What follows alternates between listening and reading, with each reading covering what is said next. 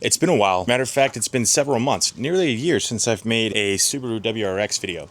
And the reason to you might be a little shocking. This car now makes 500 horsepower. It's actually about 400 of the wheels, but because of drivetrain loss, we're going to call it 500 crank horsepower. Going on behind me, I'm actually draining the coolant because I have a brand new CSF radiator ready to install in the vehicle. Recent maintenance that I've had done on the car that I did myself is I replaced these spark plugs. I also replaced the PCV valve, and I'm going to show you guys around the engine bay because this is not the same engine bay I left you with just about a year ago. If you guys are new viewers out there and this is your first time stopping by, I do invite you to subscribe, smash that like button for the YouTube algorithm, and without further ado, let's get right into another video. At first glance, this does look like a regular engine bay until you look at this pipe. You follow where it goes and you realize there's no top mount intercooler. And yes sirree, we are running a Mishimoto front mount intercooler. This specific one is finished in this beautiful anodized black. I do also have a ETS cold air intake. Naturally, the inlet scoop is off of the vehicle as I'm about to pull out the stock radiator. It's quite interesting to be able to see into the engine bay like this, huh? The top mount was just really dirty and beat up, and it lived right here. You go under the vehicle and you can kind of appreciate this J-pipe. Now this is a MAP Performance Rev 4 J-pipe, and it's connected all the way to the rear to these beautiful tips. And these tips belong to the ETS Extreme catback exhaust. And that catback exhaust is resonated, so it's not too loud. I did go ahead and switch out these taillights. These are the Core Zone sequential LED taillights. Very nice. And the entire car has actually been repainted. I am running these TSW Sebring black wheels, and they were very nice. And like I mentioned in the intro, we are replacing the radiator with this CSF radiator. I did go ahead and get this one in black to match the front mount intercooler. No, I'm just kidding. I like the black look. It looks sleek. I have Subaru original coolant in this box. This is their super blue stuff. I think I bought 4 gallons. We should only need about 2.5, maybe 3. But the reality of it is you want to use Subaru coolant when replacing coolant because it is rated for all of the gaskets and seals and whatnot that are in these Subaru engines. Don't cheap out and go to AutoZone. Just spend the extra money and go to the dealership or the stealership and get the right stuff. Now the coolant should be just about all the way drained. I've been draining it for the better part of the last 20-30 minutes. So I'm going to massage these hoses. I'm going to disconnect the lower hose first and then the upper. I'm also going to put the plug back into the radiator once it's all the way drained, and then we'll be able to start on the swap. I have the old radiator out, and it is right next to the CSF radiator. This is a cross flow radiator, so coolant flows down and across until it reaches the bottom, goes into the engine and cools the car. This radiator is so thin and brittle, it makes me wonder how the heck it was ever doing its job.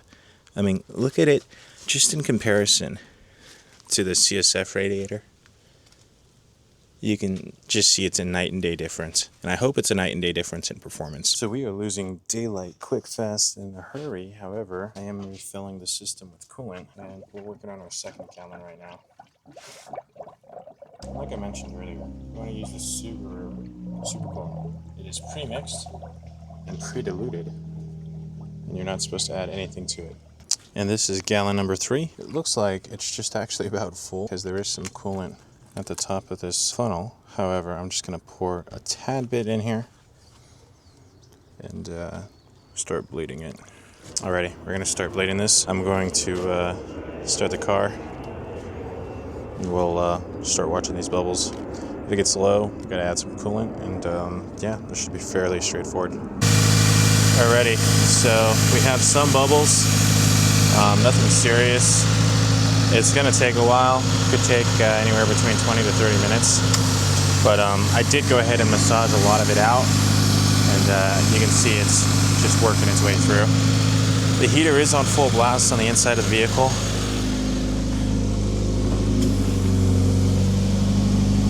So, yeah, something to be mindful of. So it's been a few days since I've worked on the car, and I've since finished doing the job. I've driven the car about 200, 300 miles with the new radiator in, and it's performing great. Temperatures are not really going above 200 in the coolant sector anymore. In the past they were, but yeah, it chills right around 190 to 195 degrees depending on speed, and that's at approximately 80 degrees outside, so it's very cool. Nonetheless, we've not had any issues with the car getting close to overheating. We're gonna hop in the car and do some drives, and I think we should do a cold start as well. Side note, my plates came in, so the car now says Cameron Legend. Anywho, if you see me, wave at me. Alrighty guys, this is a POV drive. I have the microphone mounted on the rear of the vehicle, and my camera is mounted on the windshield facing forward. I hope you enjoy.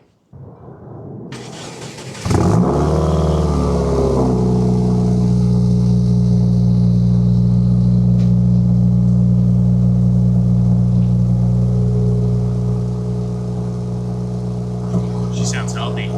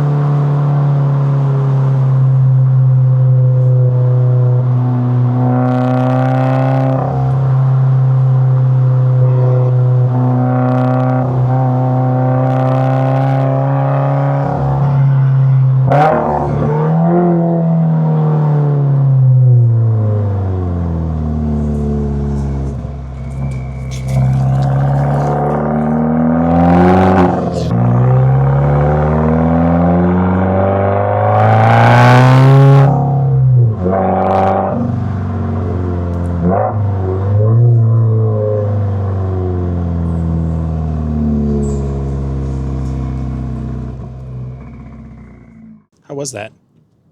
You guys still with me? Hell yeah.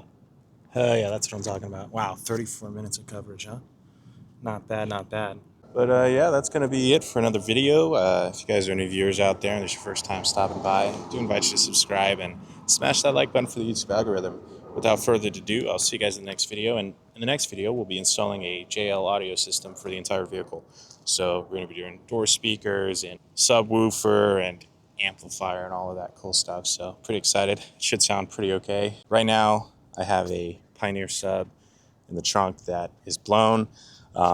And I have 4 unknown brand speakers in the vehicle as well. Not sure who made them, but the reality of the situation is it's embarrassing going down the road because the speakers sound like crap. Yeah, that's all for this one, guys. I'll see you in the next one. Peace.